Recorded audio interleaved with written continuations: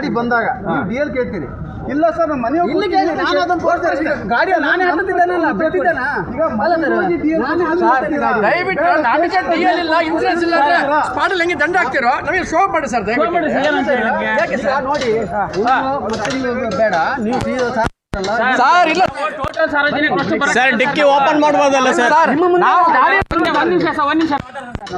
ನಾವು ನಮ್ಮ ಮಗಳನ್ನ ನಾವು ಸ್ಟೇಷನ್ಗೆ ಬರೋಕ್ಕಾಗಲ್ಲ. ಯಾಕಂದ್ರೆ ಅವಳು 11ವರೆಗೆ ಸ್ಟಾರ್ಟ್ ಆಗ್ತದೆ. ನಾವು ಅಲ್ಲಿ ಹೋದ್ರೆ ಅವಳು ರೆಸ್ಪಾನ್ಸಿಬಿಲಿಟಿ ಯಾರು? ನಾನು ದಾವಣಗೆರೆಯಿಂದ ಕರ್ಕೊಂಡು ಇಲ್ಲಿ ಏನು ಸರ್ ಹಾಗಾಗಿ ಸರ್ ನಾವು ಡಿಕ್ಕಿ ಓಪನ್ ಮಾಡೋರಿಗೆ ಪ್ರತಿಯೊಬ್ಬ 100 ಸರ್ ಎಲ್ಲದೂ ಜವಾಬ್ದಾರಿ ಸರ್ ಅದು.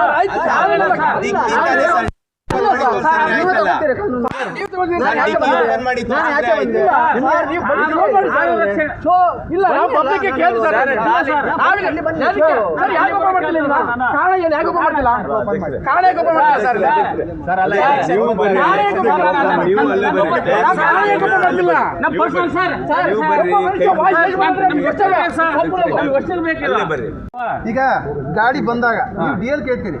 ಇಲ್ಲ ಸರ್ ನಮ್ಮ ಮನೆ ಗಾಡಿ ನಾನೇ ಹತ್ತಿದ್ದೇನಲ್ಲ ಬಿಟ್ಟಿದ್ದೇನಾ ಈಗ ದಯವಿಟ್ಟು ನಮಗೆ ಡಿಎಲ್ ಇಲ್ಲ ಇನ್ಸೂರೆನ್ಸ್ ಇಲ್ಲ ಸ್ಪಾಟಲ್ಲಿ ಹೆಂಗೆ ದಂಡ ಹಾಕ್ತಿರೋ ನಮಗೆ ಶೋ ಮಾಡಿ ಸರ್ ನೋಡಿ ಬೇಡ ನೀವು ಸರ್ ಇಲ್ಲ ಸರ್ ಡಿಕ್ಕಿ ಓಪನ್ ಮಾಡ್ಬೋದಲ್ಲ ಸರ್? ನಾವು ನಮ್ಮ ಮಗಳನ್ನ ನಾವು ಸ್ಟೇಷನ್ಗೆ ಬರೋಕ್ಕಾಗಲ್ಲ. ಯಾಕಂದ್ರೆ ಅವಳು 11ವರೆಗೆ ಸ್ಟಾರ್ಟ್ ಆಗ್ತದೆ.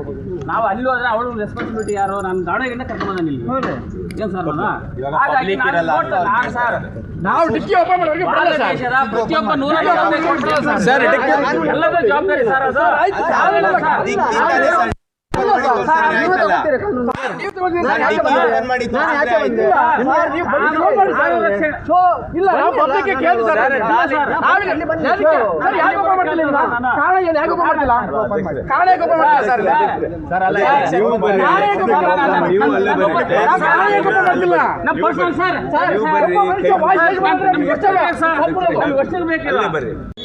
ಸರ್ ಒಟ್ಟಿಗಂತಲೇ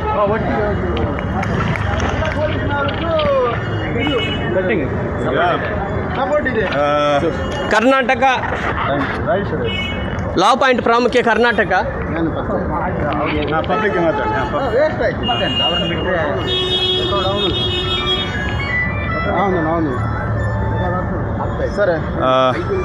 ಉಡುಪಿ ಜಿಲ್ಲೆ KRS ಪಾರ್ಟಿಯ ವತಿಯಿಂದ ನಾವು ಇವತ್ತು ನಮಗೆ ರಾಜ್ಯ ಸಮಿತಿಯಿಂದ ನಮಗೊಂದು ಸೂಚನೆ ಬಂದಿರ್ತದೆ. ಧಾರವಾಡದ K25 ME 1448 ಸಮಥಿಂಗ್ ವೆಹಿಕಲ್ಲು ಕೃಷಿ ಜಲಸಮೃದ್ಧಿ ಸಂಬಂಧಪಟ್ಟಂಥ ಅಧಿಕಾರಿ ಬಂದಿರುವಂಥ ವೆಹಿಕಲ್ಲು ಧಾರವಾಡದಿಂದ ಉಡುಪಿ ಜಿಲ್ಲೆಗೆ ಬಂದಿದೆ. ಉಡುಪಿ ಜಿಲ್ಲೆಯಲ್ಲಿ ಆ ವೆಹಿಕಲ್ ಏನಂದರೆ ಜ್ಞಾನಸುಧ ಕಾಲೇಜ್ ಕುಂಜಿಬೆಟ್ಟು ಜ್ಞಾನಸುಧ ಕಾಲೇಜು ಮುಂಭಾಗ ಅದು ಪಾರ್ಕ್ ಆಗಿರ್ತದೆ. ಅದರ ಕಾರಣವಾಗಿ ನಾವು ಅದು ಏನಂತ ನಾವು ಆ ಡ್ರೈವರಿಗೆ ಕೇಳಿರ್ತೀವಿ. ಆ ಡ್ರೈವರಿಗೆ ಕೇಳಿದಾಗ ಅವರು ಓಪನ್ ಆಗಿ ಹೇಳಿದ್ದಾರೆ, ಇದು ಅವರ ಇದಕ್ಕೆ ಬಂದಿರುವಂಥದ್ದು ಅಂದರೆ ಪರ್ಸ್ನಲ್ ಇದರಲ್ಲಿ ವಿಷಯ ಅಂತ ಬಂದಿರ್ತಾರೆ ಅಂತ ಹೇಳಿರ್ತಾರೆ. ಆದರೆ ನಾವು ಕೇಳಿರುವಂಥದ್ದು ಅದರಲ್ಲಿ ಲಾಗ್ ಬುಕ್ ಅಂತ ಕೇಳಿರ್ತೀವಿ. ಯಾವುದೇ ಒಂದು ಗೌರ್ಮೆಂಟ್ ವೆಹಿಕಲನ್ನು ಬಳಸ್ಕೊಳ್ಳುವಾಗ ಆ ಗೌರ್ಮೆಂಟ್ ವೆಹಿಕಲಲ್ಲಿ ಲಾಗ್ ಬುಕ್ ಅಂತ ಇರ್ತದೆ. ಆ ಲಾಗ್ ಬುಕ್ಕು ಮಾತಾಡಿದ್ದು ನನ್ನ ಹೆಸರು ರಾಜೇಂದ್ರ ಅಂತಯ್ಯ.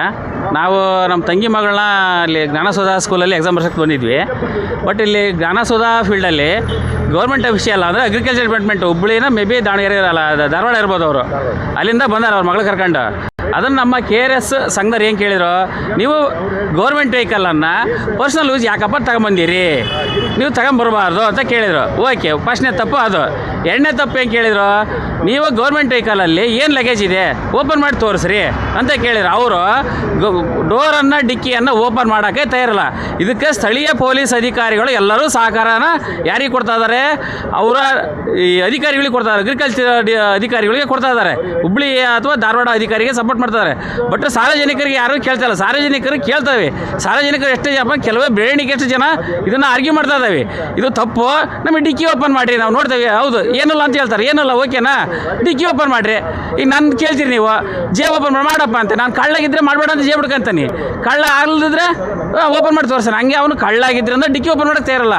ಅದು ಅವನು ಪರ್ಸ್ನಲ್ ವೆಹಿಕಲ್ ಅಲ್ಲ, ಡಿಪಾರ್ಟ್ಮೆಂಟ್ ಅಂದರೆ ಗೌರ್ಮೆಂಟ್ ಸಾರ್ವಜನಿಕರ ಆಸ್ತಿಯಿಂದ ತೆರಿಗೆಯಿಂದ ಸಂಗ್ರಹಿಸಿ ಕೊಟ್ಟಂಥ ಹಣದಿಂದ ಕೊಂಡಂತ ವೆಹಿಕಲ್. ಜನಸಂಖ್ಯೆ ಅಷ್ಟು ಸಾರ್ವಜನಿಕರು ಅವರ ಕಷ್ಟ ಟ್ಯಾಕ್ಸ್ ಅಷ್ಟು ಇದು ಸರ್ಕಾರ ಅಸೆಟ್ ಸರ್. ಆಯ್ತು ಸರ್, ಸರ್ಕಾರದ ಅಸೆಟ್ ಅಲ್ಲಿ 140 ಕೋಟಿ ಜನಸಂಖ್ಯೆ ಸರ್.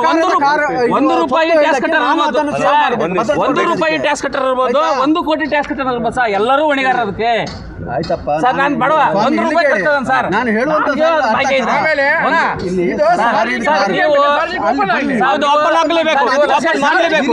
ಹೌದು, ಮಾಡ್ಲೇಬೇಕು. ಯಾಕಂದ್ರೆ ಸಾರ್ವಜನಿಕ ಗಾಡಿ, ಹೌದು, ಅವರ ಸ್ವಂತ ಗಾಡಿ ಅಲ್ಲ. ನೀವು ಲಕ್ಷ ಸ್ಯಾಲರಿ ತಾಯ್ತೀರಾ, ನೀವು ಟ್ಯಾಕ್ಸ್ ಕಟ್ತೀರಿ.